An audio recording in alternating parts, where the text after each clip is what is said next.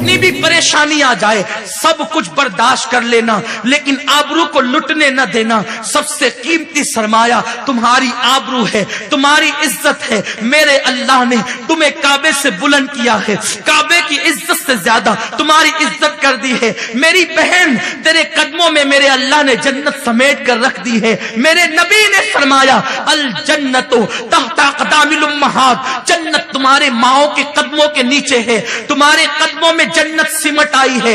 मेरी बहन तू वो है, सैयदी आला हजरत फरमाते हैं जब दुल्हन घर में आए उसके पैरों को धो लो और धो करके घर में छींटे दे दो। जब तक वो दुल्हन तुम्हारे घर में रहेगी अल्लाह की रहमतों का और बरकतों का नुज़ूल होता रहेगा। ए औरत, तेरे पैर कितने मोहतरम है, धुल लिए जाए तो तेरी जिंदगी भर घर में बरकतों का, रहमतों का नुज़ूल हो।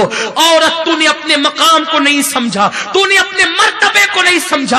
बुतों की पुजारन औरतों को देखकर, नाचने वाली सीरियलों की औरतों को देखकर तूने फातिमा का किरदार भुला दिया।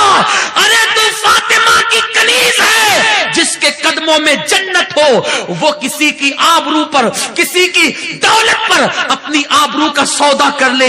ये तेरी अजमत नहीं, ये तेरा किरदार नहीं। खुदा की इज्जत और जलाल की कसम, पूरी दुनिया के महलात एक तरफ, पूरी दुनिया के जेवर एक तरफ, पूरी दुनिया की दौलत एक तरफ, एक मुसलमान बेटी की इज्जत एक तरफ। आपको पता है ये मोमिन बच्चियों की इज्जत है। दुनिया तुम्हारी ताजीम नहीं करेगी अगर तुम अपने आप का एहतराम न करो, तुम अपने आप की ताजीम न करो। एक वाकया अर्ज करना चाहता था इख्तिताम पर और गुफ्तगू समेटना चाहता हूं। इमाम याफ़ई रहमतुल्लाहि ताला अलैह एक वाकया अपनी किताब में लिखते हैं, बड़ी मशहूर बात है और दिल के कानों से मेरी माएं और बहनें सुने। अल्लाह अकबर, हालात आते हैं बड़े खतरनाक आते हैं, अल्लाह आजमाता भी है, आजमाइश भी होती है, लेकिन याद रखिए हमें इस्तिकामत का पहाड़ बनना होगा। दुनिया चंद दिन की है, 3 बार पेट भर के खाने वाला भी मर जाता है, भूखे रहने वाले को भी मौत आती है। महल में रहने वाला भी मर जाएगा, झोपड़े में रहने वाले को भी मौत आती है। जेवर पहनने वाली भी मर जाएगी, बगैर जेवर के पेवन वाली जिंदगी गुजारने वाले को भी मौत आती है। लेकिन महल और झोपड़े वाला सबको कफन ही पहनाया जाता है। जैसा नहीं कि जेवर वाली को जेवर के साथ दफन किया जाएगा, ऐसा नहीं है। महल वाले को महल के अंदर दफन किया जाएगा, ऐसा नहीं है। जहां महल में रहने वाली की कब्र होगी वहीं पर झोपड़े में रहने वाली की कब्र भी होगी। फर्क इतना होगा, जिसने मौला को मना लिया होगा उसकी कब्र जन्नत के बागों में से एक बाग होगी। जिसने अपनी दामन की इस्मत की हिफाजत की होगी उसकी कब्र जन्नत के बागों में से एक बाग होगी। और जिसने जिस्म की नुमाइश की होगी, शौहर का महल होगा लेकिन अंदर बिलकती होगी। और मेरी बहनों, एक बात तुम्हें बता दूं, मालदार शौहर पर इतराना नहीं, जेवर पर इतराना नहीं। किसी का शौहर कब्र में साथ न गया है, न तुम्हारा शौहर साथ जाएगा।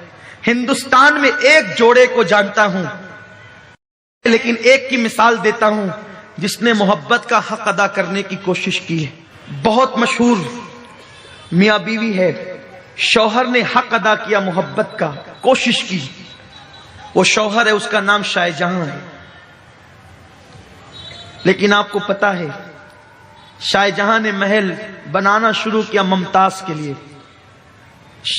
मुमताज के लिए महल बनाने को कमोबेश 22 से 23 साल का अरसा लगा। उस अरसे में मुमताज मर गई। जिसके लिए महल बन रहा था उसने देखा भी नहीं।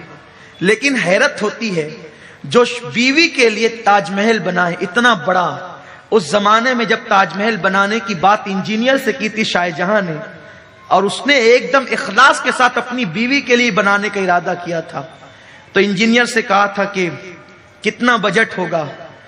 तो रोजाना कई अशरफियों के थैलियां, बड़े बड़े थैले ले जाता और ले जा करके दरिया में डाल देता, दरिया में डाल देता, दरिया में डाल देता। किसी ने आके शाहजहां का पैसे ले जाके दरिया में डाल देता है। शाहजहां ने पकड़ा, क्या है, मेरी दौलत को पानी समझा है? दरिया में डाल देता है। नहीं, पानी नहीं समझा, बताना इतना चाहता हूं, मैंने तो आपके पैसे छुपा के रखे, कंकर उस थैली में भर के डालता था ताकि आपको एहसास हो जाए जैसे दरिया में ये डाल रहा हूं ना कंकर पैसे की शक्ल में, ऐसे ही दरिया में पैसे डालने पड़ेंगे जब ताज खड़ा होगा। और 23 साल या 22 साल की कलील मुद्दत में ताज बना। आज भी लोग उसको मुल्कों से देखने आते हैं, लेकिन मुझे बस एक इबरत की बात, जब मैं गया शाहजहां के कदमों में खड़ा हुआ, मुमताज के कदमों में, शाहजहां के कदमों में, इस नियत के साथ एक मुजद्दिद की माँ है, एक मुजद्दिद का बाप है, नेक लोग हैं, लेकिन फिर भी बादशाह था। बीवी के लिए मुमताज का सिंगार इतना था, मेरी कौम की बच्चियों को नहीं पता, दूध से उसे लड़कियां नहलाती थी। मुमताज की तारीख ये है, हर दिन उसके लिए नए हौज होते थे दूध के, और जब वो घर से बाहर निकलती थी तो सदफ के अंदर जो मोती पैदा होता है समुंदर में, वो मोती उसके बालों बाल पिरोए जाते थे। मैं चैलेंज करता हूं, मुझे माफ करना भावनगर के मालदारों, कितने भी मालदार हो, अपनी बीवी को वो सिंगार नहीं दे सकते जो शाहजहां ने दिया था। लेकिन हैरत की बात यह है, बहुत मामूली सी बीमारी मुमताज को आई और जलगांव जाए मौत एक इलाका, उसका नाम जलगांव था, वो जलगांव नहीं जहां पर जो जिला है वो जलगांव नहीं, उससे करीब में एक इलाका है देहात छोटा सा जलगांव, तो वहां पर बहुत बड़ा तबीब रहता था। बादशाह मुमताज को वहां ले गया, वहीं बहुत मामूली सी बीमारी में उसको मौत आ गई, आखिरी हिचकी ली और उसका इंतकाल हो गया। उसके बाद उस गांव का नाम जाए मौत रख दिया गया, मौत की जगह। फिर बुरहानपुर में आऊ खाना बनाया गया और मसाले लगाकर मुमताज को रखा गया कि जब ताजमहल बनेगा तो उस वक्त तो उसको जो है वहां रखा जाएगा। हैरत होती है, जो बीवी के लिए ताजमहल बनाता था, जाए मौत तक के इलाज करने के लिए ले गया था, मसाले लगा करके आऊ खाने में रखा था, अभी बीवी को दफन होने में बरसों बचे थे। शाहजहां ने फैसला किया कि मुझे दूसरी बीवी के साथ शादी करनी। लोग हैरत ज़दा थे कि जब तक जिस्म में रूह थी, इसी की खुशी के लिए ताजमहल बन रहा था, अभी उसे कब्र के अंदर भी नहीं सुलाया, अभी तदफीन को बरसों बाकी है, ताजमहल बनेगा तब यह दफन होगी। लेकिन बादशाह ने फैसला किया कि दूसरी शादी करनी है। और आपको यह भी हैरत होगी कि अभी मुमताज दफन भी नहीं हुई थी मेरी बहनों, कि शाहजहां के घर में दूसरी बीवी आ चुकी, बीवी नहीं बल्कि बीबियां आ चुकी थी। तुमने किससे दिल लगाया है? शौहर का हक अदा करो, लेकिन यह नहीं कि अल्लाह को भूल जाओ।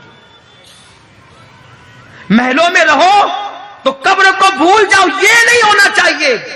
जिंदगी में मराहिल आते हैं, दिल किसी से न लगाओ, दिल लगाना है तो महबूब खुदा से लगाओ। हकीकत में मोहब्बत पैदा करना है, हबीब खुदा से मोहब्बत पैदा करो, वो मोहब्बत कब्र में भी काम आएगी। तो अल मुख्तसर, बहुत मुख्तसर अर्ज करूंगा, शॉर्ट पर। इमाम याफी फरमाते हैं, दो दोस्त थे, आपस में मोहब्बत थी, प्यार था, उल्फत थी, लेकिन इतनी गहरी दोस्ती कि एक से दूसरे का राज पोशीदा न था। एक दोस्त की कैफियत और पोजीशन ये थी कि वो अपने हाथ को आग के अंदर डाल देता तो आग उसके हाथ पे असर नहीं करती, आग का कोई असर उसके हाथ पे नहीं होता। दोस्त ने पूछ लिया, यार ये बता, तू आग के अंदर जलते हुए अंगारों में हाथ डाल लेता है, लेकिन आग तेरे हाथ पे असर क्यों नहीं करती, वजह क्या है? दोस्त ने कहा, यार बड़ी तवील दास्तान है, फिर कभी सुनाएंगे। उसने कहा, नहीं, ये क्या दोस्ती है कि दोस्त भी बनाता है, राज भी छुपाता है। दोस्त तो वो नहीं होता जिससे राज छुपते हैं, दोस्त तो वो होता है जिसके सामने कोई राज ही नहीं रहता। बताना भाई क्या बात है? तो उसने बताया, देख तुझे मालूम है कि मैं मालदार हूं, मैं पहले भी मालदार था, मेरा बाप भी मालदार था। हुआ ये कि मैंने जवानी की दहलीज पे कदम रखा और मैं खूबसूरत भी, अल्लाह ने मुझे हुस्न भी दिया, जवानी भी, ताकत और कुव्वत सब दी। तो फिर हुआ यूं कि एक रात, एक शब, मैं गर्मी के मौसम में अपनी टेरिस पर, अपने बाला खाने पर टहलने के लिए रात को गया था। तो मैंने क्या देखा कि मेरे सामने वाले घर में, उसके टेरिस पर, उसके बाला खाने पर एक खूबसूरत लड़की टहल रही है। उसका चेहरा चांद में ऐसा चमकता नजर आया कि मैं दिल दे बैठा। میں دل دے بیٹھا، اس سے پیار ہو گیا۔ میں نے اس کو کہا اے لڑکی، میں تیرے قدموں میں دولت کا انبار لگا دوں گا، بس میں جو چاہتا ہوں تو کر لے۔ لڑکی نے میری ایک نہ سنی۔ دن گزرتے گئے، رات گزرتی گئی، زندگی تمام ہوتی گئی۔ حالانکہ یہ ہوا کہ میں نے کوئی دن کسر نہ چھوڑی، کوئی رات کسر نہ چھوڑی۔ میں ملنے کی کوشش کرتا، دولت کی لالچ دیتا، مال کی لالچ دیتا، ہر چیز کی میں نے لالچ دی، لیکن وہ لڑکی ٹس سے مس نہ ہوئی۔ اس نے میری ایک نہ سنی، اس لیے کہ وہ بیٹی کی پرورش مصطفیٰ کریم صلی اللہ علیہ وسلم کی تعلیمات کے سائے میں ہوئی تھی۔ وہ پاکیزہ ماحول تھا اس کے گھر کا۔ یہ ہوا کہ چند دنوں کے بعد اس کی شادی ہو گئی کسی گھرانے میں۔ اتفاق سے اس لڑکی کی شادی ایک غریب اور مزدور گھرانے میں ہوئی، اور پھر یہ ہوا کہ اللہ اکبر، وہ ماں بھی بن گئی، بلکہ اس کے تین بچے ہو گئے۔ ایک وقت وہ آیا کہ ہمارے علاقے میں قحط سالی چھا گئی، قحط کا زمانہ آ گیا، اور جب